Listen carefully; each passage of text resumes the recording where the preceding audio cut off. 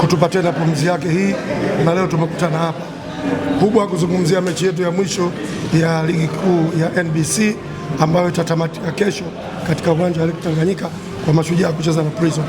Nasema bado mechi itakuwa ngumu.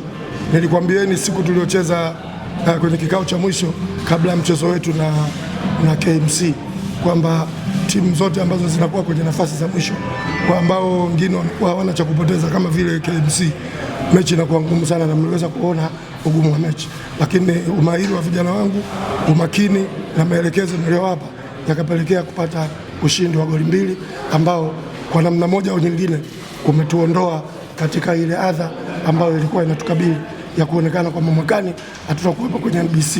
Lakini niliwahakikishia toka michezo hii ikiwa imebaki takriban 7 kwamba Mashujaa haiwezi kushuka na haitoweza kushuka chini ya mgongo wa Julio Alberto.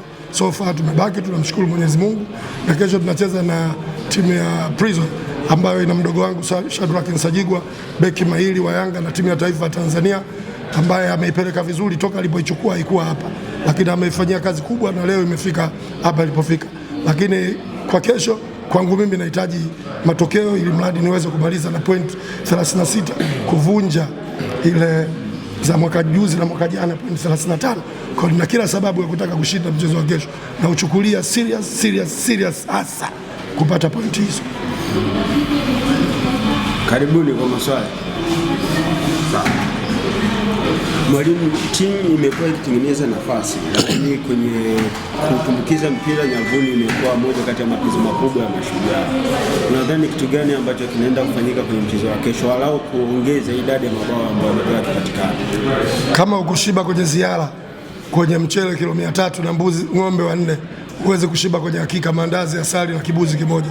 Kwa hiyo matatizo kama yatatokea yatakuwa hayo kwa sababu wachezaji ni hao na kila kitu ni hicho. Tutakachofanya kuhakikisha kwamba nafasi hata 1 au 2 itakayopatikana itumike ili mradi kufikia malengo.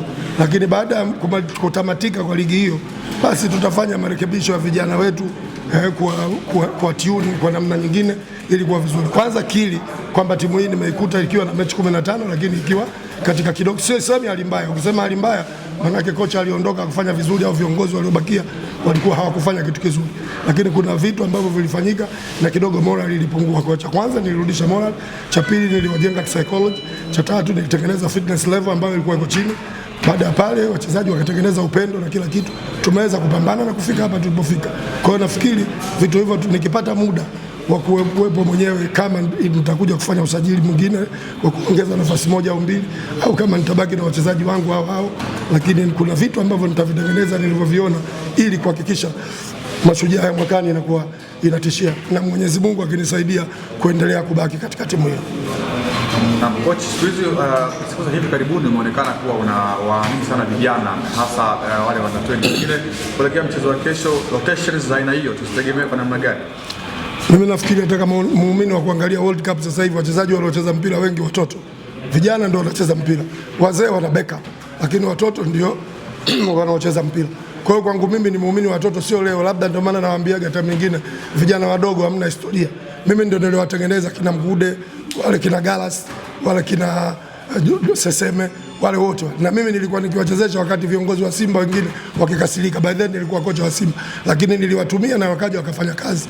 Matokeo yake wakawa mastaa, na leo wanachukua mahela chungu mzima. Au kina Shabalala, kina Kapombe, wote ni chimbuko langu mimi Julio. Sema kwa sababu nyinyi hamjui, mimi ningekuwa na ngozi nyeupe wote mngekuwa mnanisifia. Lakini kwa sababu Mswahili hamwezi kuyaona hayo ambayo mimi nimeyafanya. Lakini nchi hii mimi nimefanyia mengi kwenye mpira wa Tanzania. Lakini mimi ni Palestina, najisifia mwenyewe, singoji nyinyi mpaka nife mnisifie. Coach, tunashukuru. Obrigado.